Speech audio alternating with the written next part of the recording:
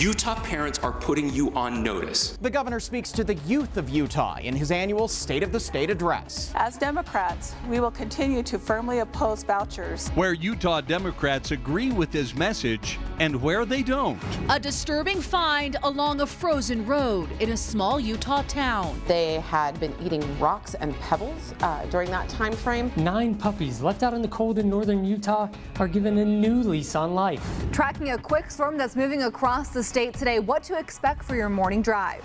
The Wasatch County Sheriff's move to a powerful state position was stopped because of a video obtained by Fox 13 News. Okay, that's your decision. You just won't get any trusted positions. Tonight, why one council member involved in his appointment says the interview process was rigged from the beginning. Live from Utah's news leader, Fox 13 News at 9 starts right now. I truly believe that there has never, ever been a better time in the history of the world to be alive than right now. And there has never been a better place in the history of the world to live than right here in Utah. Governor Spencer Cox promises to make Utah better for future generations. In his State of the State address tonight, the governor called for investments in education, tax cuts for everyone, and even called out social media companies. Fox 13 News political reporter Ben Winslow has a recap from Utah's Capitol Hill. The governor delivered an address directed to the youth of the state, calling them to live with faith of good things to come and not fear. To anyone who believes that the next generation in Utah will be worse off than their parents, my message is simple: not now and not on our watch. Governor Spencer Cox directed his remarks at Utah's youth and ways to make life better for them. He called on the legislature to make bigger investments in education, but steered clear of the controversial topic of school vouchers. I'm asking the legislature to help me make this the year of the teacher. Not only can we provide at least a 5% increase in the weighted pupil unit, we can also give every teacher the largest raise in our state's history. On housing, the governor promised what he called significant legislation to increase supply and reduce the cost. The governor repeated his vow that the Great Salt Lake will not dry up on his watch. While acknowledging he's been mocked for it, he called for people to continue to pray for relief from the drought. You see, I believe that God can fill the lake. But if not, then we must. We have to maintain a continued focus on water conservation and agriculture optimization. To that end, I am proposing another $500 million in water conservation investment, in addition to new policy changes that will reduce our per capita use. Backing bills to limit phones in classrooms and data collection on teens, the governor issued a warning to social media companies. To the social media companies who have been reckless in protecting our youth, Utah parents are putting you on notice. If you insist on fighting us, be assured that we are more than ready for a fight, and we will win. Or you can join us and be part of the solution. Governor Cox urged the legislature to do more to help Utah families, including supporting tax cuts and investments in quality of life. We can do more to support skills-based learning for those who don't choose to pursue a college degree and freeze tuition costs for those who do. We can fund more mental health resources and crisis interventions in our communities. We can modernize our IT infrastructure to improve the service we provide our citizens. And may we always remember that sometimes the best bill is one that doesn't pass at all. Remember, a governor can certainly recommend budget items and policies, but it's the legislature that actually passes them. The 45-day session is underway. On the Hill, Ben Winslow, Fox 13 News, Utah. In their response, Utah House and Senate Democrats shared many of the governor's priorities. But they offered some differences as well. Take a listen to this. We need to act with greater urgency, use technology to find solutions, and lead with a spirit of innovation.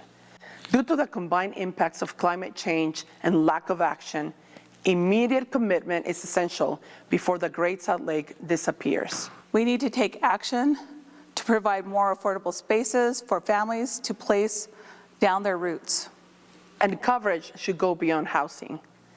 Better access to affordable health care is a critical need for everyone, particularly for our children. As Democrats, we will continue to firmly oppose vouchers and other proposals that undermine and erode our public education system. Thank you. Thank you. You can watch both the governor's address as well as the Democratic response in their entirety on our website, fox13now.com. Switching gears to weather now, and snow is coming down in northern Utah. This is a live look at Deer Valley Drive at Bonanza Drive in Park City. Kel? So up in the mountains, what about down in the valley? Should we expect any more snowfall tonight, Allison? Yeah, we've got a little bit of some rain, some flurries coming down, mainly some snowflakes out in the valleys right now, but certainly we've got some slick roads out there. A live look from the Natural History Museum. So this is on the East Bench, 30 degrees here in Salt Lake, 29 currently in Ogden, 28 in Provo. And so as we head into the overnight hours, we're going to continue with that chance for some flurries to develop, but we're going to continue keeping our eye on southern Utah. That's where we are expecting the bulk of the storm right now, all west of Lake Powell, Kanab, Zion, Cedar City, all the way up towards Beaver, Bryce Canyon area. As we look along I-15 through Washington County, some on and off snow from Hurricane up through Enoch currently. And then as we look at the Wasatch Front throughout the overnight hours, we have that chance for some snow through about midnight tonight. Not a ton expected here in the valleys, though. As I mentioned, this is primarily a southern Utah storm, but keep in mind, even without a ton of precipitation across northern Utah, we are still likely going to see some additional crashes just because the roads are slick. So we'll continue with winter weather advisories through tomorrow from central Utah for about Scipio further south into southern Utah. Overnight temps for Salt Lake, 23 degrees, chance for some flurries early, 22 in Ogden tonight, Provo 23, cloudy sky. More on what to expect with this storm and the timing of our next one coming up. Allison, thanks so much. Here's an update on a traffic alert we brought you at 5 o'clock on Fox 13 News Live at 5:30. The Utah Highway Patrol says the crash that shut down several lanes of I-15 southbound near Midvale stemmed from a road rage incident. Troopers say 3 vehicles were involved at 8400 South. 2 of them, a Ford F-150 and a Mitsubishi Lancer, were driving aggressively near each other. They say the Mitsubishi driver made the F-150 driver lose control and hit the barrier. As that truck pulled away, it hit another Ford F-150 that was pulling a trailer, causing the trailer to roll. The crash backed up traffic for hours during the evening commute. It has since been cleared. A man was critically injured when a train hit his truck. This happened in Trenton, that's in Cache County. The sheriff's office says the man was driving on 800 South and was crossing the tracks at 110 West when he was hit. The lieutenant we spoke with says he does not believe there are arms at that crossing, as it's not a heavily used road. The driver had to be pulled out of the truck and was taken to the hospital. 9 puppies left in the freezing cold on a rural road this week are being given a new lease on life. They were found by a Good Samaritan who eventually took them to an emergency vet clinic in Layton.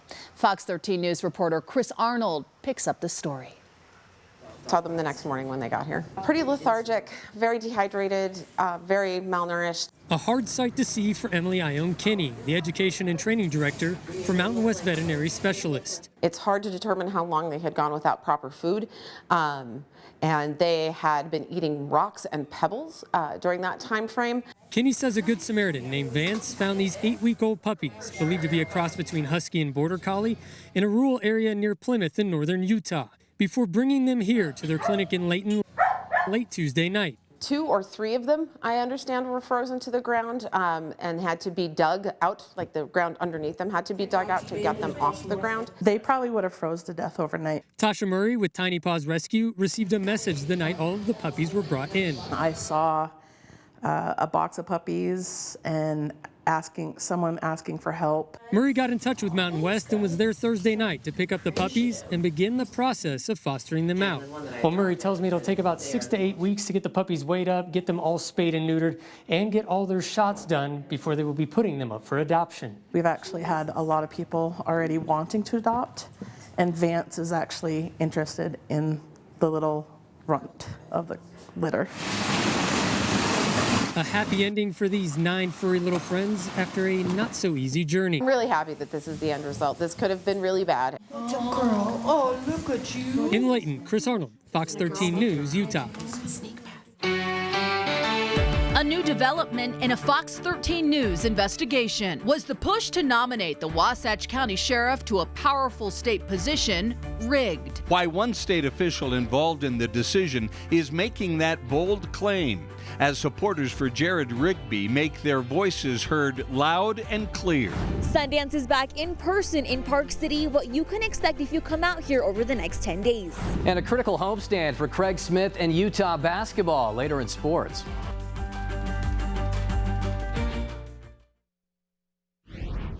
Today, the Biden administration announced new efforts to mitigate wildfire risk in Utah and 6 other western states. The government will provide $490 million in new funding. More than $26 million of that will go toward projects in Utah.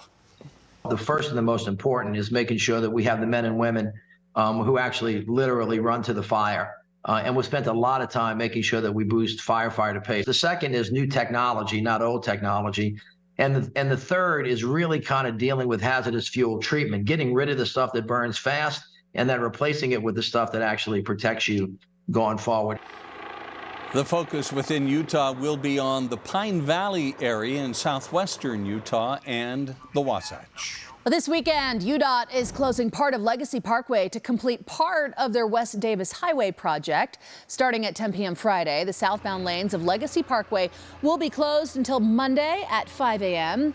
Crews will be raising beams for the first of 3 major bridges that will connect the West Davis Highway to both Legacy and I-15. They will put the beams together on the ground and they'll lift them with 2 cranes that are huge 250-ton cranes. Each one of these beams weighs 99,000 pounds. That's the equivalent of about 20 pickup trucks. Now, this is the first of about 16 closures that UDOT says will happen over the next few months as they build those bridges. So this is just the start of a very long road construction project. And as if the road construction wasn't enough, the weather causes challenges for all of us out there on the road. Allison? That's right. So what we're going to be tracking is still some more cold temperatures as we head into the next couple of days. We've got our storm through tomorrow and then another storm moving through on Sunday. Right now here in Salt Lake City, it is currently 30 degrees. Our wind is out of the northwest at about 5 to 10 miles per hour. So it feels like it's about 22 degrees here in Salt Lake City. For tomorrow morning for the Wasatch Front, cloudy. Now we do have a few areas of snow showers early in the evening tonight for the Wasatch Front, and we've got it coming down along the Wasatch back also. So roads could still be slick. Keep that in mind for tomorrow morning, and then by tomorrow afternoon, partly cloudy sky. So what we're tracking for you as we head into tomorrow will continue to be our storm moving over towards the Four Corners. This is Friday at 3 p.m. We'll keep some precipitation going on the west side of this storm, and that's going to be along our I-15 corridor from about I-70 down through Washington County. So if you're traveling to St. George this weekend or vice versa, we still could see some slick roads throughout the day tomorrow for southern Utah. That'll move out by dinner time, and then we head into Sunday into Monday. Another system moves right over us here in Utah. So satellite and radar tonight, we're continuing to see some snow mainly west of the Lake Powell area. Kanab over towards, let's call it Cedar City. Hurricane, we've got some areas of flurries coming down. And then as we go ahead and check out our temperatures here in Salt Lake City, we're going to be close to about 25 degrees as you wake up tomorrow morning. Our best chance for some areas of flurries will be in the early part of the evening. And then throughout the day tomorrow, we're going to continue with some cool temps. So when we wake up across the state, west desert areas of snow, and then central, southern and eastern Utah through 7 a.m. tomorrow, we could still see some snow coming down for Price, for Moab, for Blanding, down towards Bullfrog, even down towards Lake Powell, you're going to get right at freezing. So for tomorrow here across the state, for Salt Lake City, 33 degrees, Park City, 22, Moab, 35 tomorrow with some early morning snow, and for St. George, 43 degrees. Tomorrow here across the state, we're going to have our temperatures right around 25 to 35 degrees. So we're going to continue with below average temperatures. And then as we check out Futurecast across the region over the next couple of days, we're going to have a bit of a break as we head into Saturday as our system tomorrow continues to move off to our east. But that will bring snow to eastern Colorado, even into Kansas, and some areas of rain right into Oklahoma by Saturday morning.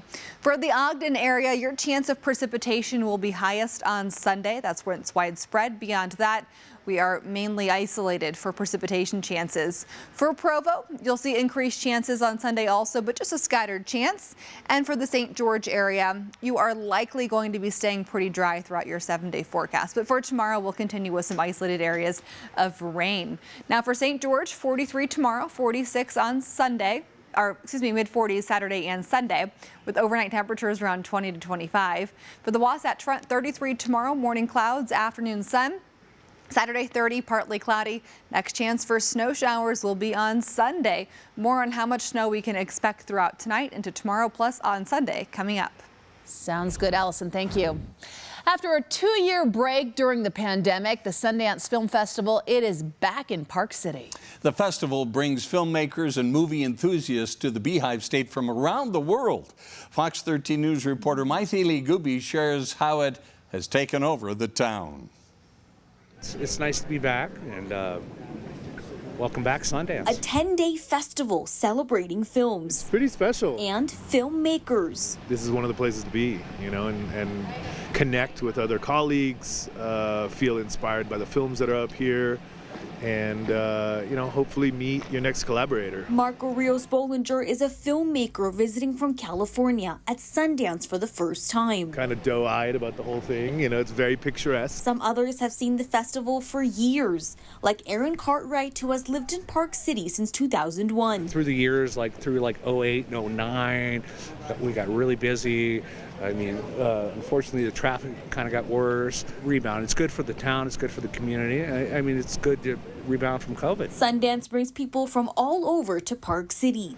Just walked past the Egyptian Theater, and, you know, you've seen that red carpets there, you know, in the past. So it feel like you're part of the magic that's been going on here for a while. The Egyptian Theater is one of the venues screening films during the festival. There are also engagement activities through panel discussions and community houses to celebrate filmmaking and those involved in the process. Out of about 16,000 entries, about 100 feature films will be screened and 64 short films. Just how these incredible new filmmakers are just so vibrant and diverse and exciting, but also just how they reflect the world that we live in. I mean, we live in this much more interconnected world. I love that Sundance has created this stage for us independent filmmakers, you know, and really helping get the work that we create that oftentimes is not the bigger budget or the super well-paying stuff, but it's usually the stuff that's close to our heart. People who live in the area say they like seeing the energy all around. I love to bring people to the town, honestly, just like see our little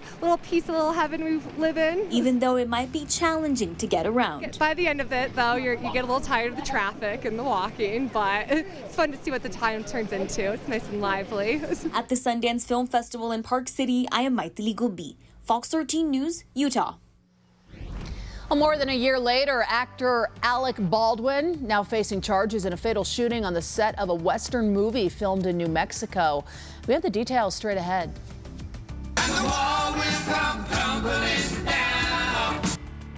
And the rock and roll world is mourning the death of icon David Crosby.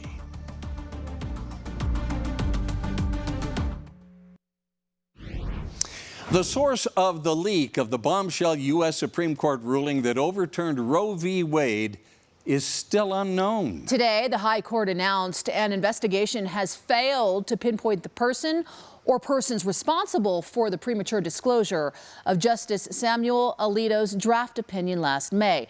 Investigators interviewed nearly 100 Supreme Court employees, 82 of whom had access to electronic or hard copies of that draft opinion. But the court says the source of the disclosure is still a question mark tonight.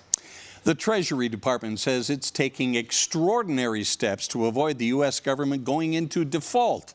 The government hit its debt ceiling of about $31 trillion today. Lawmakers say the ceiling will be lifted. It's just a matter of details and negotiations. One economist says the government's issue comes down to math. So it can't have both its spending bills that are passed and its tax bills that are passed and refuse to raise the debt limit. It simply doesn't work. The debt ceiling is self-imposed. It's been raised about 80 times in the past 60 years. New Mexico prosecutors announced today that actor Alec Baldwin, along with the armorer from the Western movie Rust, will be charged with involuntary manslaughter in the shooting death of the movie's cinematographer back in October of 2021. The Santa Fe County District Attorney says safety was disregarded during the film's production and that both live rounds and dummy rounds were used, with no one checking which one was in the gun used in the shooting. Baldwin maintains he did not pull the trigger. No court date has yet been announced.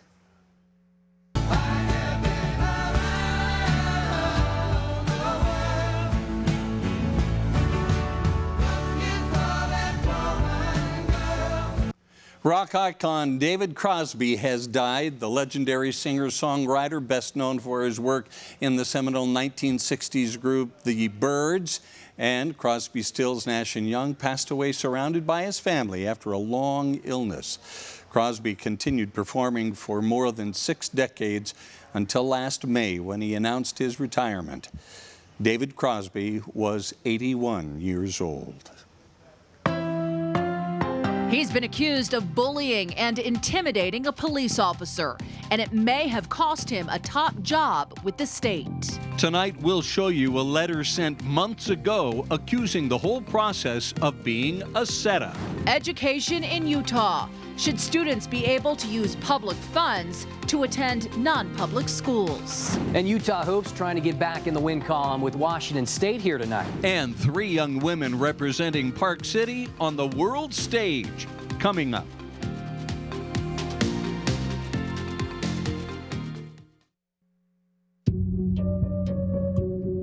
You just won't get any trusted positions having to do with DT and use of force and sergeant and those kinds of things because you're not willing to learn and be open-minded to it. There are major concerning questions about the conduct depicted on this video. This process should be started over anew in a transparent fashion. For the past few weeks, people have been wondering how Wasatch County Sheriff Jared Rigby was nominated for a powerful state position. He continues to face allegations of bullying and intimidating a police officer. But now a member of the board that selected him says she thinks Rigby's nomination was rigged. Fox 13 News investigative reporter Adam Herbets joins us live in studio tonight with the letter that board member sent months ago. Adam. Yeah, Bob Kelly, the council member who wrote this letter says at the time she didn't know anything about the witness intimidation complaint against Rigby, but she thought something was wrong and wanted it on the record. She felt the entire process was set up from the get-go. To say that he's an exceptional man is an understatement. Sheriff Jared Rigby sat and watched. Jared is a truly ethical man who holds great integrity. As his friends, family, colleagues, and members of his church defended his character. The scriptures say, "Ye shall know them by their fruits." Well, that's a good man. He also listened to the criticism from people who say this 93-minute video should have stopped him from ever being considered for a state position in charge of investigating officers across Utah. There is no excessive use of force.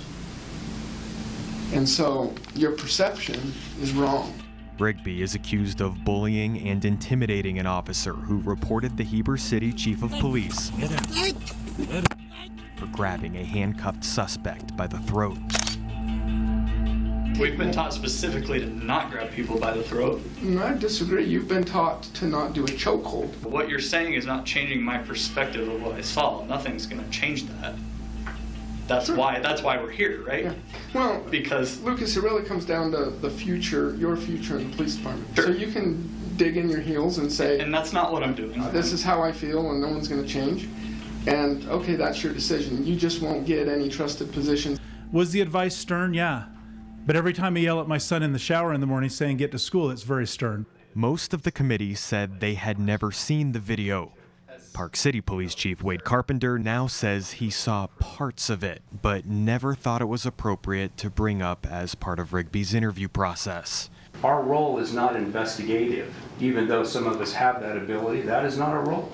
The Utah Department of Public Safety disagreed, stopping the appointment from going through just days before Rigby's swearing-in ceremony. Now the decision lies with Governor Spencer Cox. If there is something you care about, I need you to reach out to your legislators. Miley Liu was the only person who voted against Rigby in October. About a week later, she wrote this letter. I wanted on the record that I felt the entire process and recommendation of Rigby was a setup from the get-go. It was very obvious to me from the get-go that Chief Carpenter and the 5 members on the interview panel knew who they wanted, and it was all a staged process. He was very well aware of the case and what was going on within his neighboring county there and the situation. Chief Carpenter has attended at least 2 closed-door meetings with the governor's office to lobby on behalf of Rigby. Good morning, how are you? Sheriff Nate Curtis was also part of the 6-member search committee. He said he will not confirm or deny whether he had seen the video before Rigby's interview because, quote, I don't think it matters. I have a huge bias in favor of Sheriff Jared Rigby. He is my brother-in-law. I appreciate the value of the media in our world, and if there needs to be more process, let it be, but let it be fair.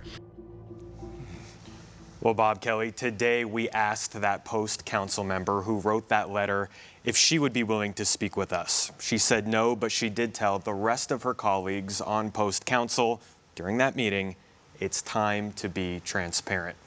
Sheriff Rigby was also there. Still no comment from him. Yeah, they're staying mum. You said the decision now falls with Governor Cox. Yeah, and they had that meeting yesterday morning, 9 a.m. You saw us waiting outside the governor's door, hoping someone would talk to us about how it went. Everybody went out the back door. Nobody came back out the front door. So do we know when they're going to make a decision? It's all up to the governor. He could take days. He could take months. I don't know. You will let us know. We will. When that happens. Adam, thanks so much for joining us live tonight. Thanks. Well, coming up, a school choice bill got a lot of attention on Capitol Hill today. What the bill would do and what both sides are arguing. Plus, residents of a Riverdale trailer park are upset after being forced to move out to make room for new apartments. Why the city says it just had to happen. And it's a chilly night here across the state, and the roads are icy, especially on I-15 in Provo right now. We'll take a live look on the roads, plus let you know what to expect in the overnight hours coming up in your forecast.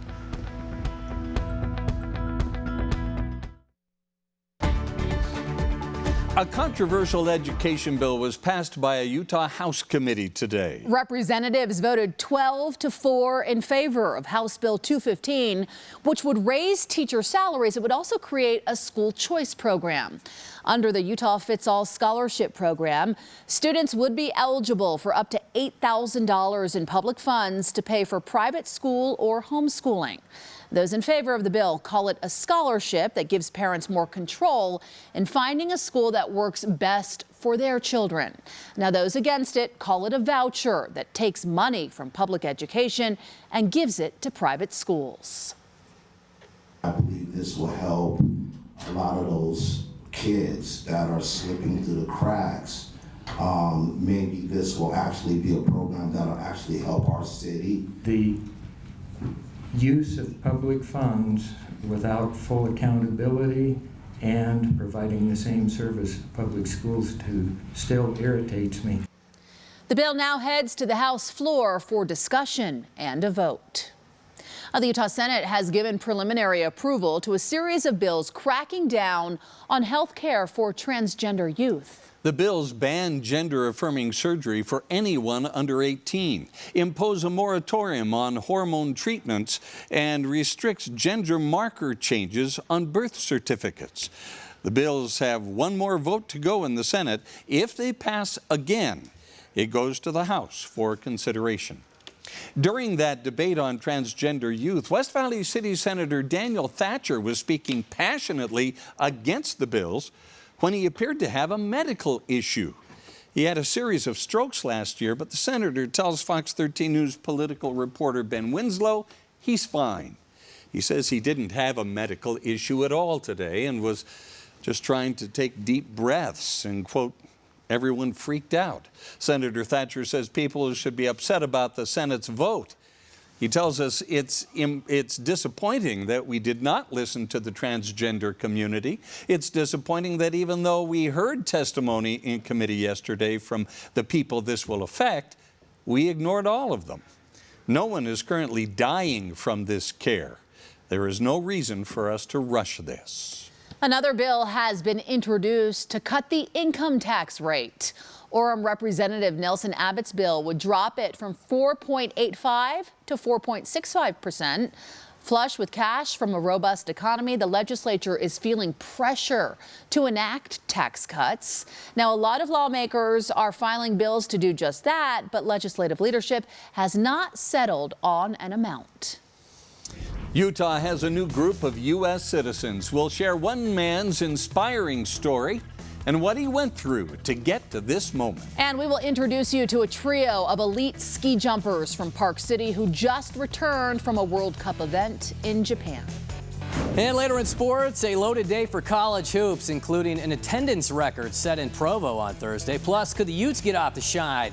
The Pac-12 schneid, that is, with Washington State in town. Back in a bit.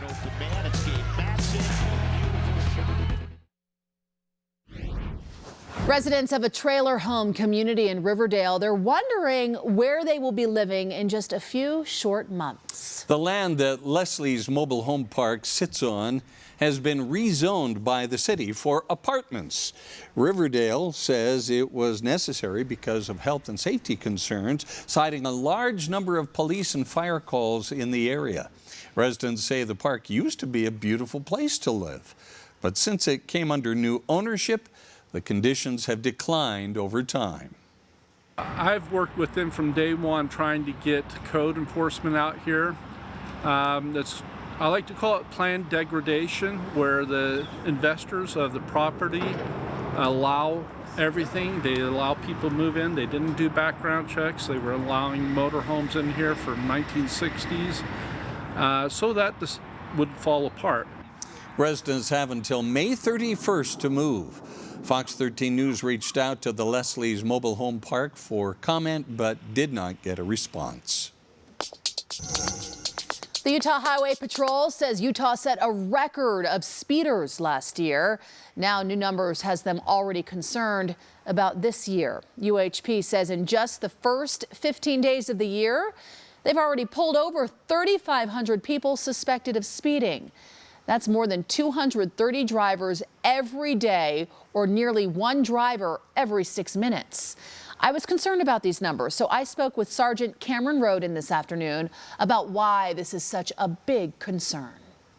Trying to make sure that people take this seriously, making that speeds over 105 are reckless driving, and that the fines are enhanced for speeds over 100 miles per hour. So hopefully we want people to really think about the dangers of that, but also the ramifications that follow.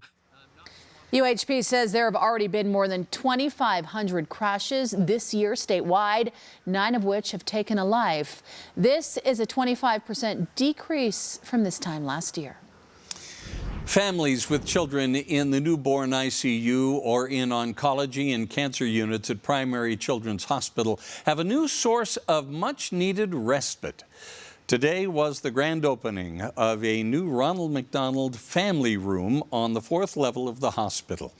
The 1,300 square foot space will allow parents and caregivers to have a snack, shower, do laundry, sleep, and more, all within steps of their hospitalized child.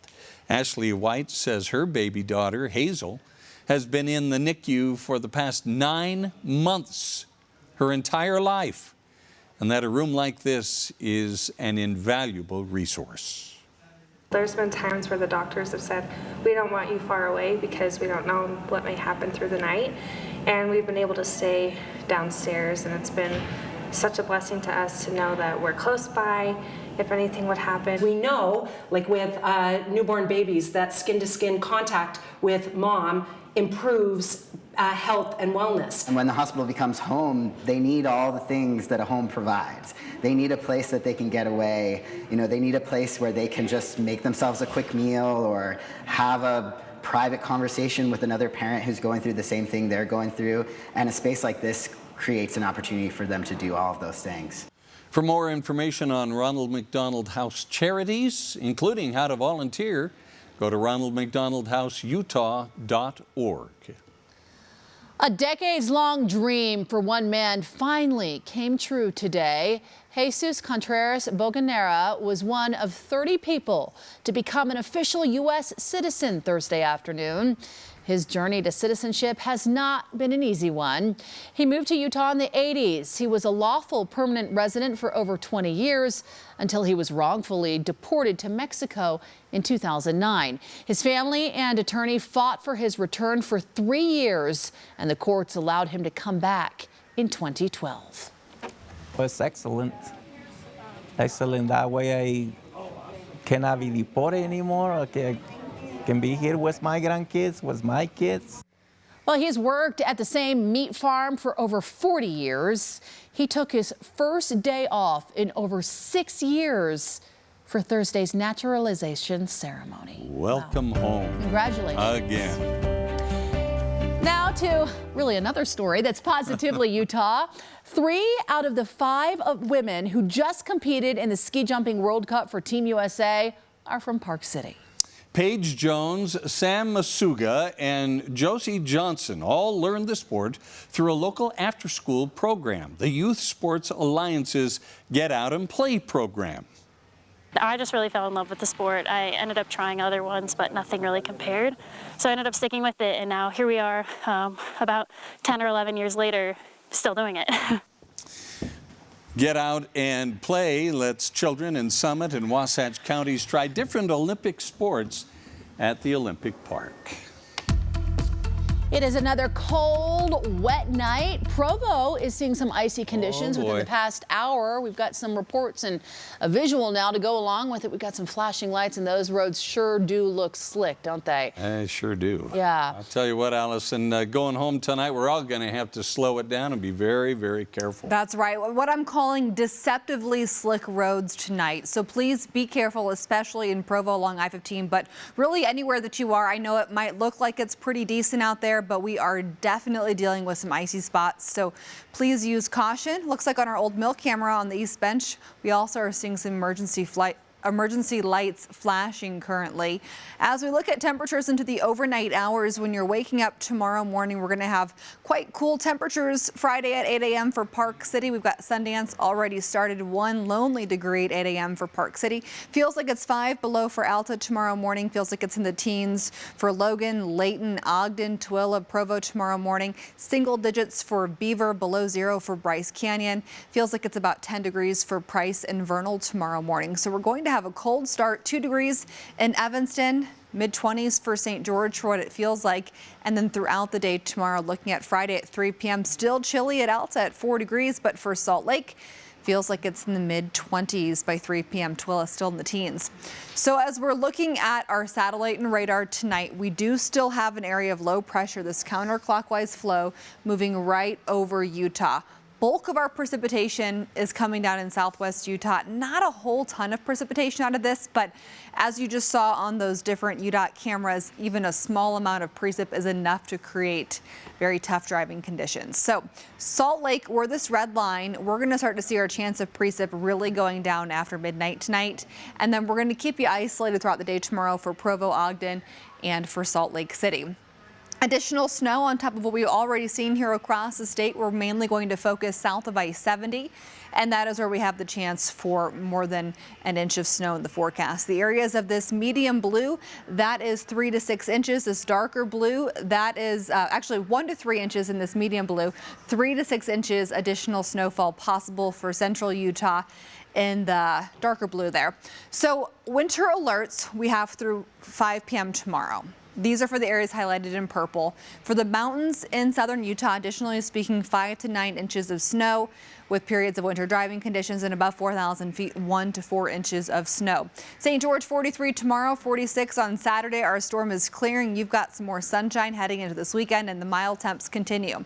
For Salt Lake 33 tomorrow, we're going to see morning clouds, afternoon sunshine, 30 on Saturday. Another quick system on Sunday, and then we're going to keep our temperatures in the 20s heading into next week. So for Salt Lake City, our chance of precipitation becomes widespread on Sunday. Beyond that, widely scattered to isolated. Cold weather continues through the last week of January. After winning 5 straight to begin Pac-12 play, the Utes had dropped their last 3, including getting swept in L.A. Craig Smith and company returning home to host the Washington Schools this week, beginning with Wazoo tonight.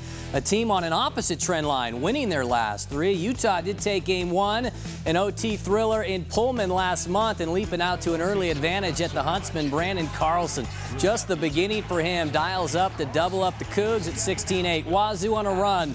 Muhammad Gay bumped and the bucket.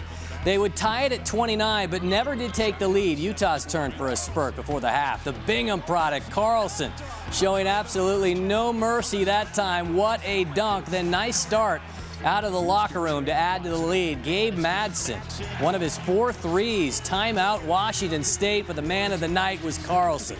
Next to perfect, 11 of 12 from the field for a career-high 28 points, but more importantly, they broke the skid 77-63. As is typically the case, Gonzaga and St. Mary's sit 1-2 in the West Coast Conference race, but BYU right there at 4-2. The 14-7 Cougs doing a late one at a good Santa Clara squad tonight. Disastrous start for BYU. Keyshawn Justice, the Broncos up 12-2, make that 14-2. Turnover going the other way.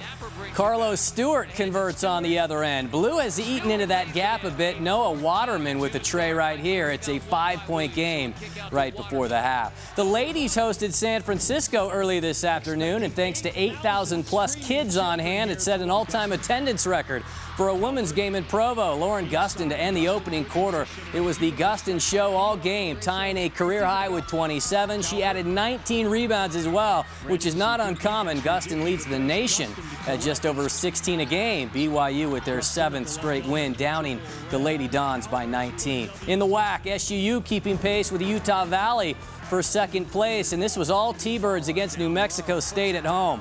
The freshman Parsa Fala, Southern Utah 31 at that point. Jason Spurgeon adding a flush of his own. In fact, they would reach 100 with 2 minutes left, 111 by game's end to light up the Aggies by 35 tonight. Big Sky, Weber State with Portland State at their place. The Wildcats in a lopsided affair as well, though not quite as bad. Zaire Porter, deep three. The Cats up on the Vikings 80-51 at that point. Then later, tough baseline shot, Keith Dinwiddie Jr.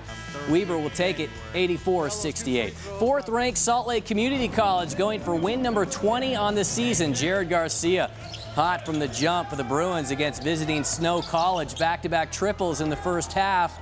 He led Slick with 21 points. Clayton Southwick coming in strong for the Badgers with the left hand at that, but the Bruins were too tough. Jaquan Scott taking over 91-76 the final, as Slick improves to 20-1 on the campaign. And round 1 of the American Express, Tony Finau playing the bunker about as well as you can, drops a beauty to save par at number 3, and he would add 5 birdies today out in California. None prettier than this one off the fringe. Finau tied with fellow Utahn Zach Blair, both at 3 under, 7 strokes off the lead. We'll be right back. Let's go down the slope a little bit, left to right. Thanks everyone for being with us. QuickCast is next.